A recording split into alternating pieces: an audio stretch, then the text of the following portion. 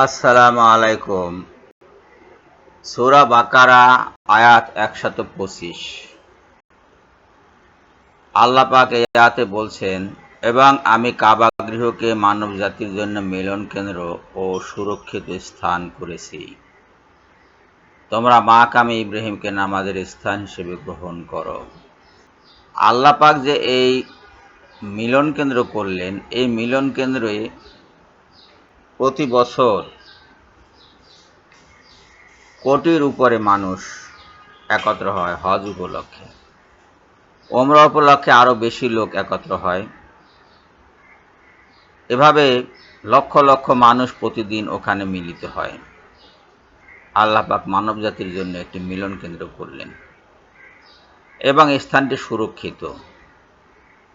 সুরক্ষিত প্রাকৃতিক দুর্যোগ থেকে সুরক্ষিত। এখন পর্যন্ত ওখানে কোনো ভূমিকম্প হয়নি। বিশ্বের বহু নগরী ভূমিকম্পে বিক্ষিপ্ত, বিচ্ছিন্ন, বিপর্যস্ত এবং ধ্বংসপ্রাপ্ত হয়েছে, কিন্তু দুনিয়ার শুরু থেকে অদ্যাবধি মক্কায় কখনো কোনো ভূমিকম্প হয়নি। বিজ্ঞানীরা বলছেন এটা ভূকম্পন এরিয়ার বাইরে অবস্থিত, অর্থাৎ আর্থকোয়েক জোনের ভিতরে এটা নাই। তো এটা কিভাবে হলো সম্ভব? আল্লাহ পাক সম্ভব করেছেন। আল্লাহ পাক ওই এলাকাটিকে ভূমিকম্প মুক্ত করে রেখেছেন।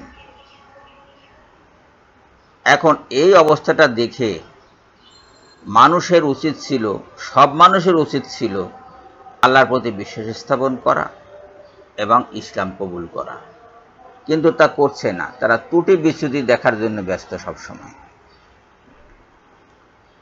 কেউ কেউ ইদানিং আবার বলতে শুরু করেছে যে কাবা ঘর যদি আল্লাহর ঘর হবে, তাহলে করোনার সময় কাবা ঘরে যাতায়াত বন্ধ হলো কেন? কাবা ঘরে যাতায়াত তো বন্ধ হয়নি।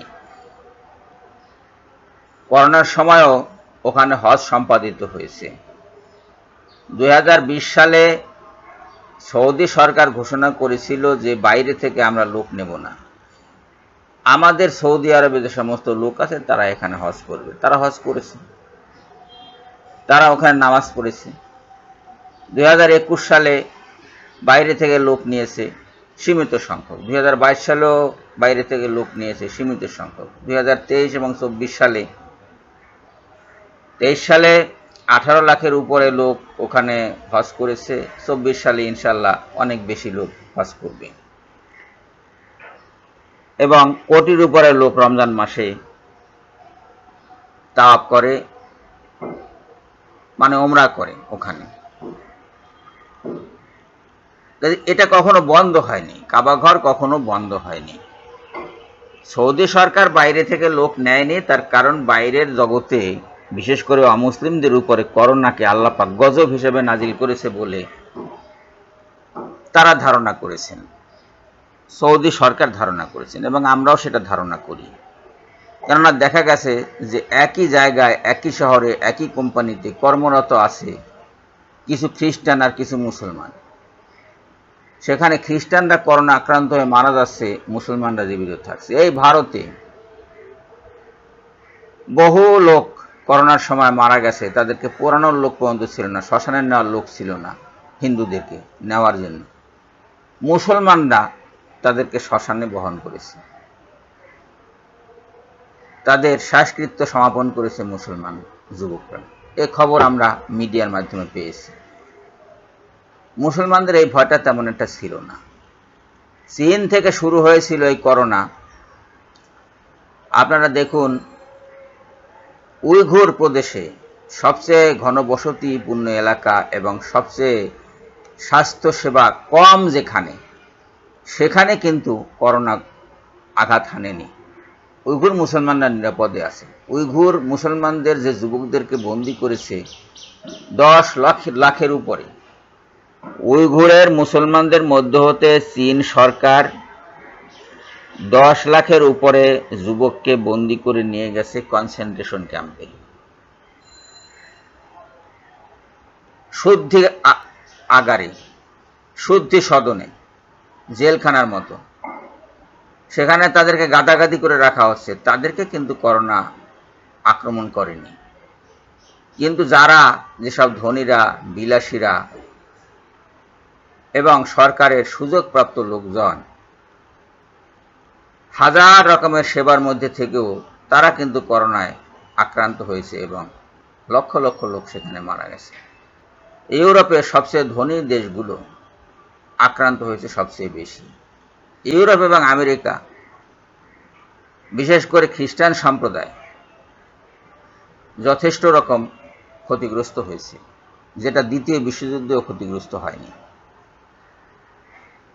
এই জিনিসগুলো দেখে মুসলমানদের উচিত ছিল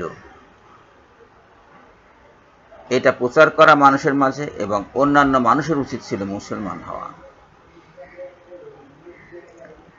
প্রতিদিন ইমাম সাহেব এখানে বাংলাদেশে, ভারতে, পাকিস্তানে বা অন্যান্য দেশে ইমাম সাহেব, মুয়াজ্জিন সাহেব নামাজ পরিচালনা করেছেন জামাতে, মসজিদগুলোতে।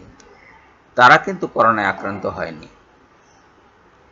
ভ্যাকসিন আবিষ্কার করেছে, বলে যে ইহুদিরা ভ্যাকসিন আবিষ্কার করেছে, সেইটা মুসলমানরা গ্রহণ করেছে। মুসলমানদের অধিকাংশ লোকই ভ্যাকসিন গ্রহণ করেনি, ভ্যাকসিন নেয়নি। কারণ এটা ভ্যাকসিনের ব্যাপার না। আল্লাহর গজব ভ্যাকসিন দিয়ে কি আর রেহাই পাওয়া যায়? এখন বলবেন যে কেন তাহলে এখন নাই করোনা? ভ্যাকসিন আবিষ্কারের পরে করোনা যখন যাওয়ার তখন চলে গেছে। আল্লাহ গজব নির্দিষ্ট সময়ের জন্য নাজিল করেন, নির্দিষ্ট জনগোষ্ঠীর উপর নাজিল করেন, নির্দিষ্ট এলাকায় নাজিল করেন। সৌদি আরব, মক্কা করোনার প্রকোপ প্রত্যক্ষ করেনি, তাদের সেই সমস্যা হয়নি। মক্কা সুরক্ষিত স্থান, চিরকাল আছে, চিরকাল হয়তো থাকবে, আল্লাহ যতদিন চান। যখন সময় হয় তখন গজব এমনিতেই চলে যায়।